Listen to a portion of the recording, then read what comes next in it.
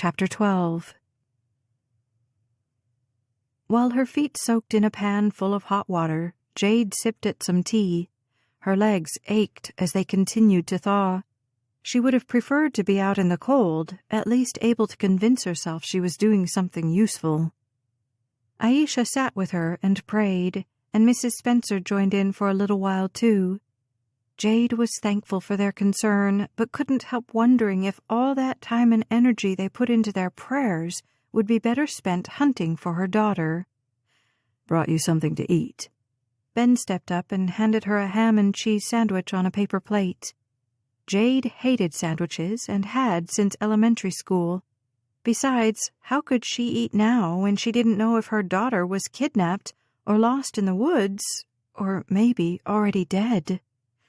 "You should have it," Aisha urged, and Jade nibbled at the whole grain crust with disinterest. Aisha stood up to get more tea.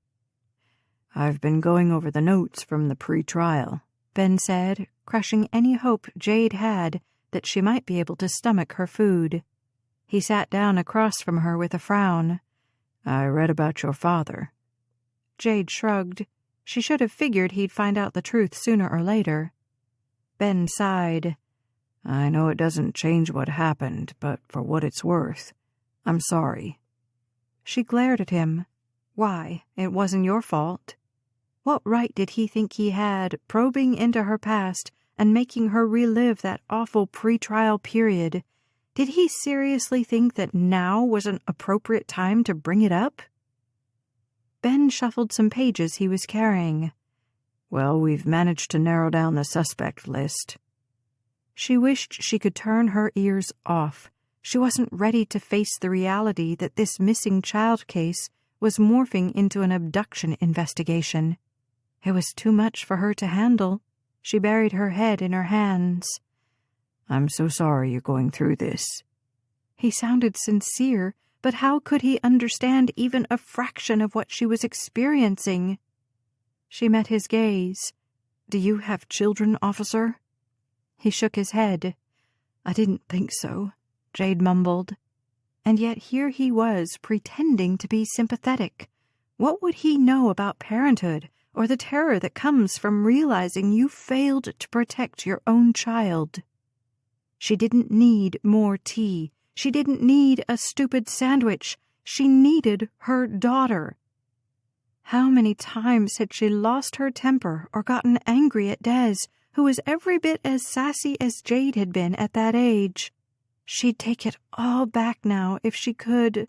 The drawn-out lectures, the angry shouts, that infamous mom stare she'd perfected when Des was still in her terrible twos.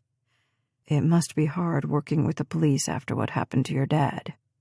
Ben's voice was soft, so quiet Jade wondered if she should simply pretend not to have heard.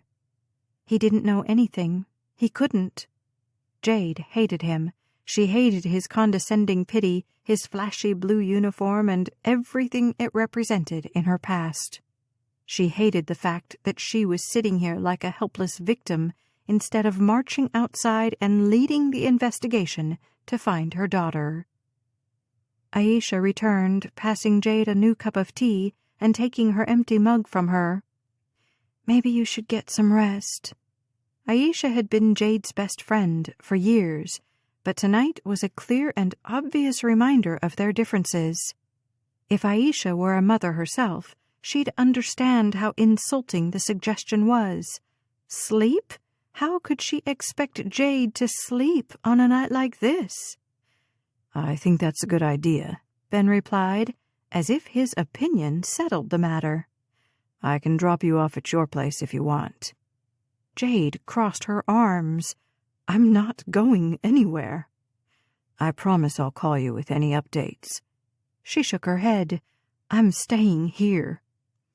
"Maybe you could rest on one of the couches," Aisha suggested softly.